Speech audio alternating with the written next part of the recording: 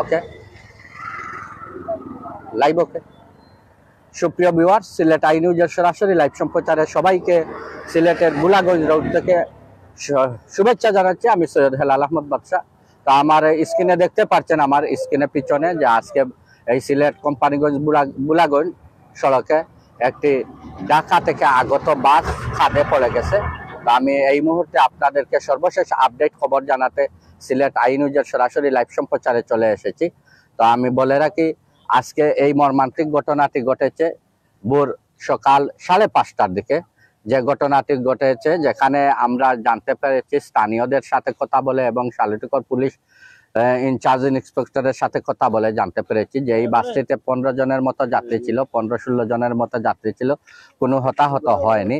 এবং কিভাবে ঘটনাটি ঘটেছে আমি এই মুহূর্তে আপনাদের লাইভে সবকিছু জানিয়ে দিচ্ছি।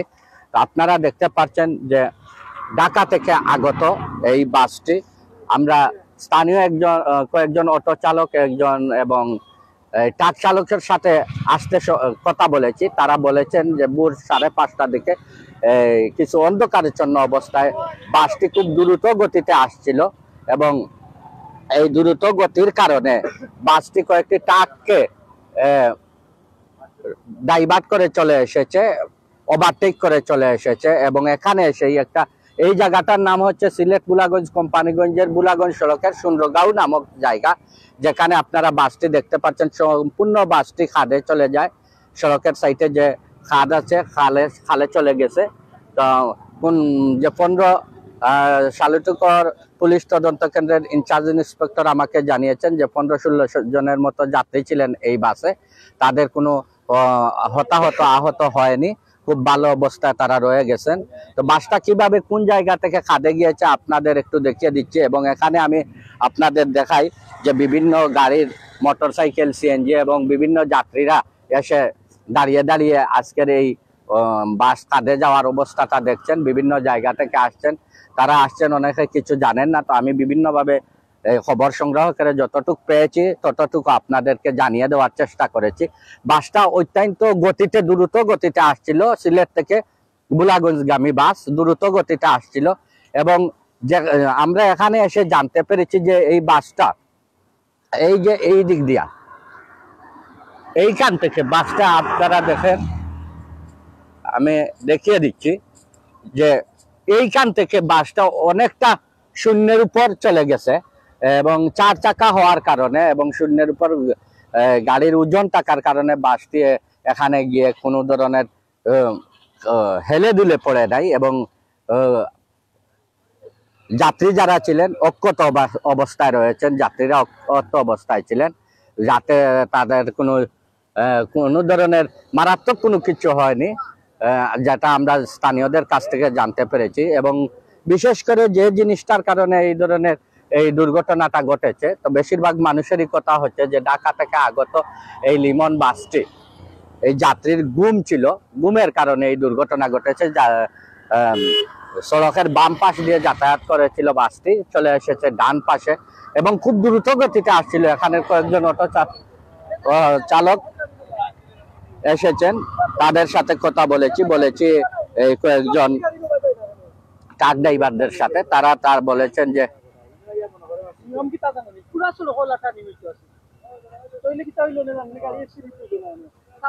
তাদের ট্রাক ওভারটেক করে এখানে বাসটি চলে আসে। তো এখানে স্থানীয় একজন রাজনৈতিক, আপনি এই বিষয়ে কিছু জানেন যদি বলেন। আমি দেখি এর আগেও একবার একটা সিএনজি এবং একটা মাইক্রোবাসের দুর্ঘটনা ঘটছে, সব মানুষ নিহত হয়েছেন। তারা মাইক্রোবাস যেখানে হয় তখন 7 জন হয়েছে, এটা মর্মান্তিক দুর্ঘটনা ঠিক একই জায়গায়। এখন একটা বাস দেখেন, লিমন পরিবহনের বাসটা এখানে পড়ে আছে। এটা মেন ব্যাপারটা হইলো কি ট্রানিং। যখন ড্রাইভারের অসতর্কতা, তুমি যখন দুনিয়া করেন তখন তিনি মনে করেন যে সোজাই চলছে গাড়ি, তখন এখানে টার্নিং দেখেন, আপনি ধরেন ওই যে ক্যামেরাটা দেখবেন আপনি যে সোজা টার্নিং এর উদ্দেশ্যে আসছে, উনি গাড়ি ডাইন বাউন্ড না করে সোজা গাড়িটা চলে যায় খালের মধ্যে। এই টার্নিংটা হলো মেইন ফ্যাক্টর। টার্নিংটার যে কথা বলছেন, টার্নিং তো সড়ক যখন আছে টার্নিং থাকবে তখন এখানে ড্রাইভারের কি করার উচিত? ড্রাইভার যখন অন্য ডিস্ট্রিক্ট থেকে তারা আসে তখন চোখে ঘুম নিয়ে তারা গাড়ি চালায়। তখন চোখে ঘুম নিয়ে গাড়ি চালায়, আর দেখা যায় এই দুর্ঘটনার মেইন কারণ হলো ড্রাইভারের অসতর্কতা এবং ড্রাইভারের ঘুমিয়ে পড়াটাই। এবং যে গত মাইক্রোবাসটা অ্যাক্সিডেন্ট হয়েছিল তদন্তে সাপেক্ষে জানা গেছে ড্রাইভারটা ঘুম অবস্থায় একই কারণে এখানে যত দুর্ঘটনা হয় একটাই টার্নিং। দেখেন বেশি টার্নিংটা তেমন একটা টার্নিং নয়, সামান্য টার্নিং, কিন্তু ড্রাইভারদের অসতর্কতা এবং ঘুমিয়ে পড়ার জন্য এই যে প্রাণহানি ঘটে। তার মানে হলো ড্রাইভারের অসতর্কতা এবং উপযুক্ত প্রশিক্ষণ না থাকা।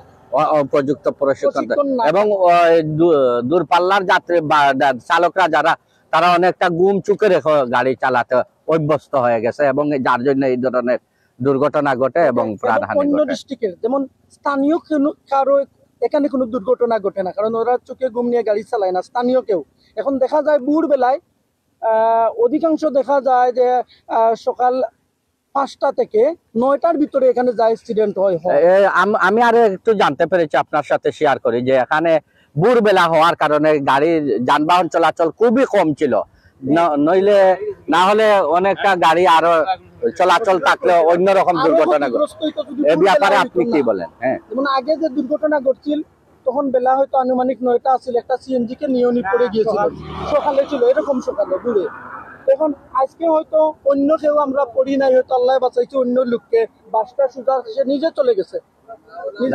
এখানে কয়েকজনের সাথে কথা বলেছি, তারা বলেছেন বাসটার গতি এমন ভাবে ছিল যে অনেকটা শূন্যের উপর বাসটা চলে গেছে খাদে।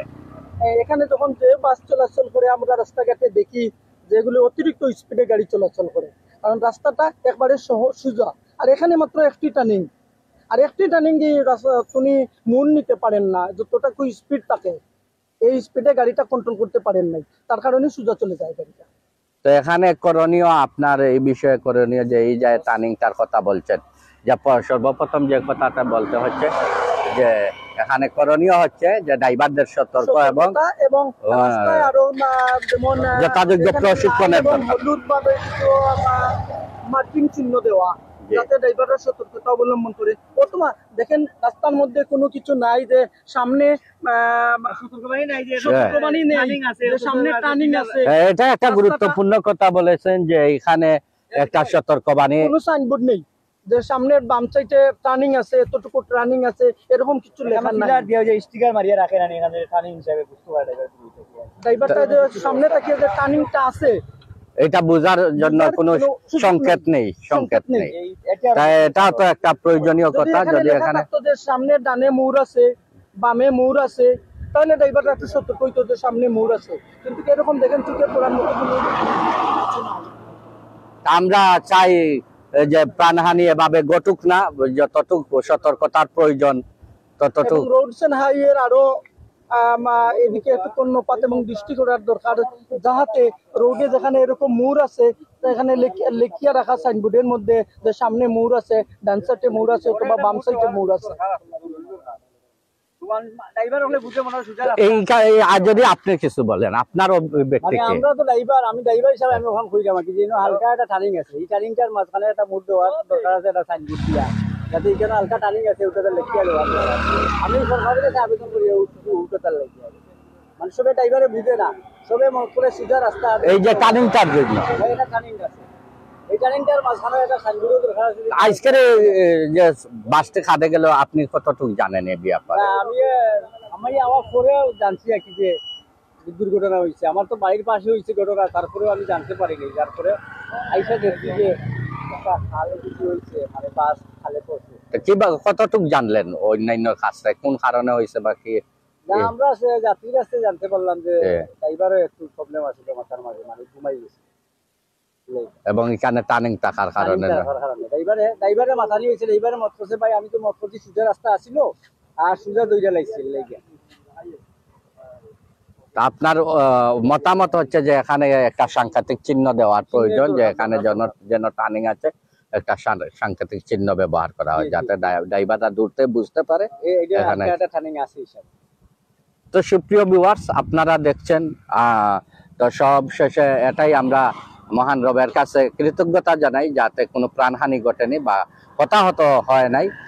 খুব সুন্দরভাবে আল্লাহ তাআলা সবাইকে রক্ষা করেছেন এবং গাড়িও দেখতে পাচ্ছেন, আমি অনেকটা কাছে চলে যাচ্ছি, গাড়িরও কোনো ক্ষয়ক্ষতি তেমন হয়নি, অত্যন্ত সুন্দরভাবে গাড়ি খাদে চলে গেছে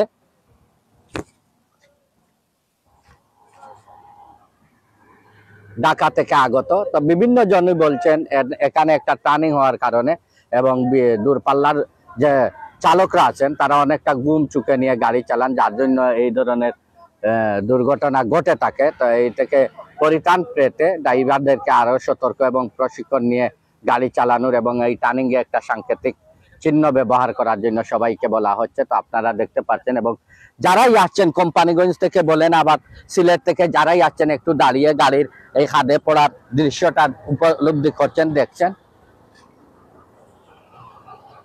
যারাই আসছেন, এবং অনেকে আমরা দেখতে পাচ্ছি ভিডিও করছেন নিজস্ব মোবাইল দিয়ে। আপনি যদি বলেন এই ব্যাপারে কিছু, এই অ্যাক্সিডেন্টের কারণটা যদি বলেন বা কি করলে এর থেকে পরিত্রাণ পাওয়া যায়, বা আপনি যতটুকু জানেন। আমি যতটুকু দেখলাম, বেশ কিছুদিন আগেও আমি একটা অ্যাক্সিডেন্ট এখানে দেখছিলাম। এখানে একটা সিএনজি অ্যাক্সিডেন্টে আপনার প্রায় 7 জন লোক মারা গেছে, ঘটনাস্থলে 7 জন মারা গেছিল। তো আজকে আবার আরেকটা অ্যাক্সিডেন্ট, একটা বাস দুর্ঘটনার কবলে পড়েছে।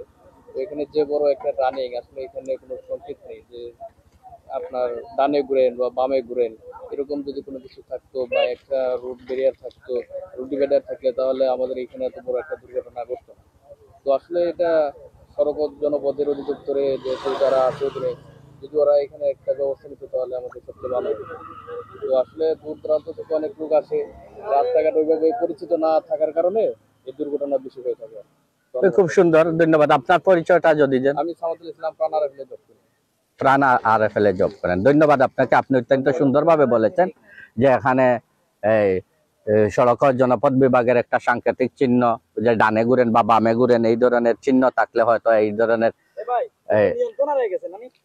নিয়ন্ত্রণ তো সবে বলছে, যেটা যে গাড়ির চালক অনেকটা ঘুমমগ্ন অবস্থায় ছিল এবং এখানে টার্নিং থাকার কারণে গাড়ির চালক বুঝতে পারে নাই। ধন্যবাদ।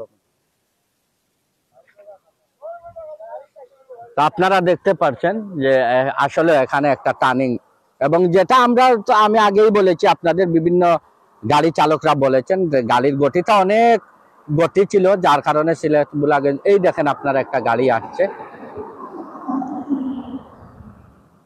এখানে একটা টার্নিং আছে, এটা সত্য। এই টার্নিংটার জন্য কোনো সাংকেতিক চিহ্ন না থাকার জন্য হয়তো অনেকে ধারণা করছেন এই দুর্ঘটনার কবলে পড়তে হচ্ছে।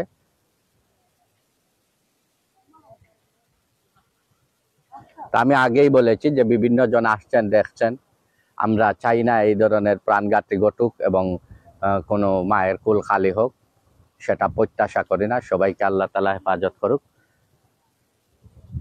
আমি সবাইকে আজকের এই দুর্ঘটনা দেখানোর চেষ্টা করলাম। যারা যেখান থেকে দেখছেন অবশ্যই আমাদের সঙ্গে থাকবেন, আমাদের পেজে লাইক এবং ফলো করে আমাদের সাথে থাকবেন নতুন নতুন সংবাদ পেতে, এবং সর্বশেষ সংবাদ জানতে আমাদের সাথে থাকবেন সেই প্রত্যাশা করছে। স্কুলের ছাত্রছাত্রীরাও দেখতে পাচ্ছেন, ছাত্র কোমলমতি শিক্ষার্থীরাও এখানে এসে আজকের এই ঘটনা অবলোকন করছে।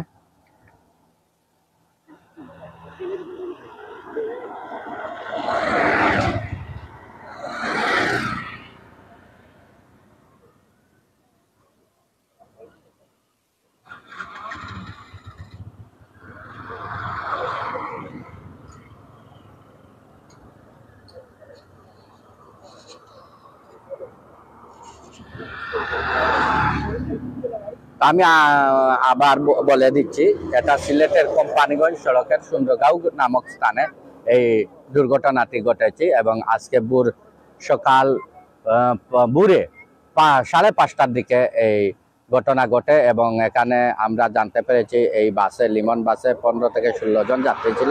কোনো যাত্রীর কোনো ক্ষয়ক্ষতি হয়নি, হতাহত নেই। মহান রব্বুল আলামিন অত্যন্ত সুন্দরভাবে গাড়িটিকেও রক্ষা করেছেন, গাড়ির টাকা যাত্রীদেরও রক্ষা করেছেন। এই ছিল সর্বশেষ আপডেট খবর।